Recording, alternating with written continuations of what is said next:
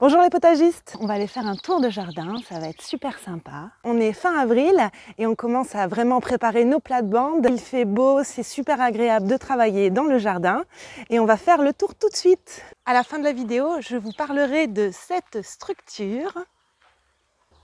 Savez-vous de quoi il s'agit? Alors j'ai sorti quelques-uns de mes semis au soleil. Tomates.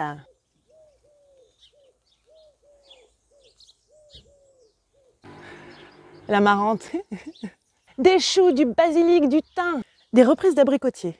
La serre également qui est pleine à craquer. Des potirons, des courges, de la bourrache. Elles sont belles mes betteraves, elles sont belles. On va commencer cette visite près de la serre. Bon, vous comprenez bien que je ne pourrais pas parler de tout dans cette vidéo.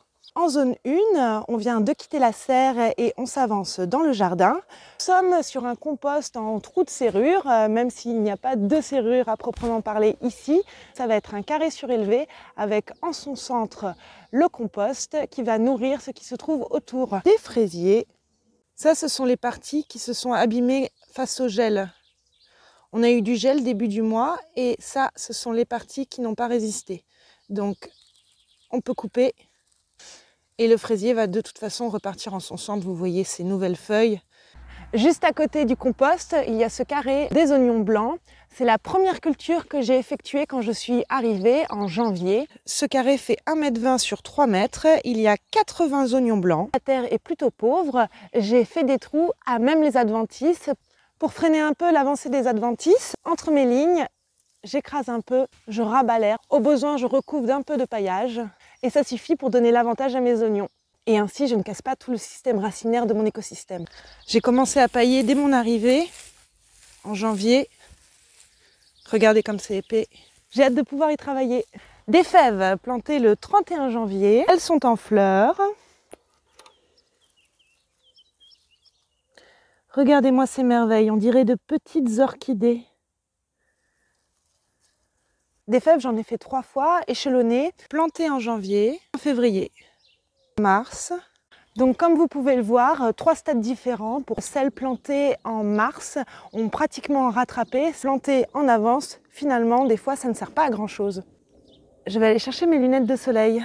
Ah, tellement de soleil! C'est culture tôt, j'ai beaucoup utilisé les châssis. Par exemple, il y a de la roquette et de la mâche là-dedans. Donc ça pousse comme un buisson. Bien dru, c'est bien dru. Je viens m'en servir au besoin pour mes salades. Simplement, je coupe et je continue de laisser pousser. C'est très pratique, très pratique. Ce qui est utile aussi avec les châssis, c'est que ça vous permet de réchauffer la terre. Et donc, ce qui est le plus important, ce n'est pas la température de l'air, c'est la température de la terre, la température qui va être mise en contact avec les racines. Le plus important, c'est de réchauffer votre terre et les châssis, ça marche super bien. Je délimite des emplacements et je superpose de la matière végétale, de la matière azotée, de la matière carbonée, car il faut nourrir cette terre qui a été abîmée au motoculteur. Ici, ce sont les semis de betteraves qu'on a fait ensemble. J'ai fait ça il y a 3 jours et je n'ai pas arrosé depuis, donc là, la terre me dit « soif !» Là, on est devant la pépinière. C'est les premières installations dont je me suis occupée en arrivant. Donc, créer une pépinière pour les salades, les radis et autres semis que je n'aurai plus qu'à replanter dans le jardin. Donc, comme vous pouvez le voir, le châssis est plein sud, châssis en escalier. Et il y a des niveaux. Donc grâce à ce châssis que j'ai mis en place en janvier, j'ai réussi à avoir ma première récolte de radis en mars et j'étais super contente. Ici aussi, il faut gérer un peu les adventices. Qu'il y en ait un peu, c'est bien. Ça permet de garder l'eau.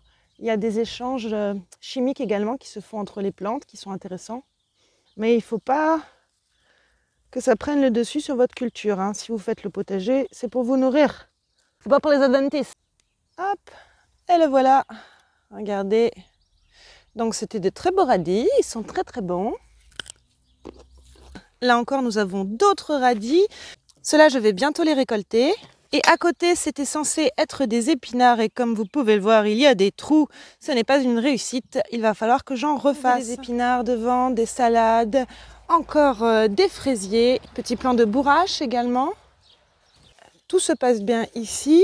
Pour que la terre reste bien humide, j'y ai mis du BRF. Alors là, comme vous pouvez le voir, j'ai planté, enfin j'ai semé mes carottes, bien trop drues. Regardez-moi ça comme c'est dru, mon Dieu, mon Dieu, mon Dieu, mon Dieu, mon Dieu. Un grand moment de joie en perspective. Nous sommes devant la mare qui est vraiment une source de joie au quotidien. Les oiseaux, les insectes viennent y boire. Le lilas est en fleurs depuis 10 jours, donc ça a été le moment de s'occuper des patates. Elles ont été mises en terre, regardez.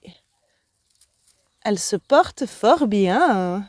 Une autre butte remplie de patates. Tadam! Là, on est devant ce qui sera le futur parc aux tomates. Regardez. On passera par cette petite porte, puis entre les pieds de tomates. Trop beau. Ici, c'est les toilettes sèches. Le grand luxe. Mais j'ai pas posé le toit encore. Voilà, donc ça fait 1 mois que c'est comme ça. J'ai la cabane d'un côté, le toit de l'autre et je ne m'en suis pas encore occupée. Il se trouve que je me suis fait des toilettes sèches d'appoint dans la serre et comme la plupart du temps je suis dans la serre, j'utilise celle-là. Je ne traverse pas le jardin. Donc quand vous pensez aménagement, pensez bien au chemin que vous allez devoir parcourir pour aller d'un point A à un point B. Ce romarin est toujours en fleurs. Hein. Cet hiver, il était déjà en fleurs. Hein. Ah, je dérange les abeilles. Je m'en vais les filles. Je me fais engueuler par les abeilles. Il y a beaucoup d'endroits qui sont mis aussi en attente. Donc je suis en train de faire travailler la terre pour les cultures qui vont arriver là en mai. Par exemple, cette parcelle que j'ai amendée avec du fumier de cheval il y a de ça 1 mois et demi. Ici aussi, on a un carré potager recouvert de tondes fraîches. Donc je laisse tout ça se décomposer. Voilà un endroit où je vais bientôt planter. J'ai mis des vitres, comme vous pouvez le voir, sur le dessus pour permettre à la terre de se réchauffer. Et si on y plonge la main, on voit bien que c'est chaud. On va planter dedans sans problème. Donc sur le dessus, c'est du BRF. Rapprochez-vous. Regardez, tout ça, c'est en cours de décomposition. Voilà, donc ça va être un endroit parfait pour planter. J'ai hâte de m'y mettre. Alors là, j'avais mis des choux, mais ils ont pris plusieurs fois le gel. Ils sont rabougris par rapport aux endroits qui étaient sous châssis. Les châssis, c'est génial, les châssis. Encore des emplacements qui sont préparés pour recevoir de futures plantes. Ici, ça va être les aromates. Donc, c'est un colimaçon à aromates. C'est une figure qu'on retrouve souvent en permaculture. On va mettre les aromates méditerranéens qui ont besoin le plus de chaleur, de soleil tout en haut. Et plus on descendra, plus ce seront des aromates qui auront besoin d'eau. Elle est positionnée plein sud. Tous les niveaux, tous les étages ont du soleil toute la journée. Mais c'est énorme! Mais qu'est-ce que c'est? Mais qu'est-ce que c'est? Alors, c'est un ancien trampoline. Je vais utiliser ce trampoline pour faire une structure, pour faire grimper tout plein de trucs. En plus, on sera assis en dessous pour pouvoir prendre l'apéro. Ça sera top. Je ferai certainement une vidéo là-dessus, sur l'aménagement de la structure de trampoline. C'est de l'acier galvanisé. Top. Le top. Le top. Donc, comme vous l'avez vu, tout ce qu'on a mis en place en avril, ça va vraiment nous servir. Donc à très bientôt pour la plantation de tous nos semis.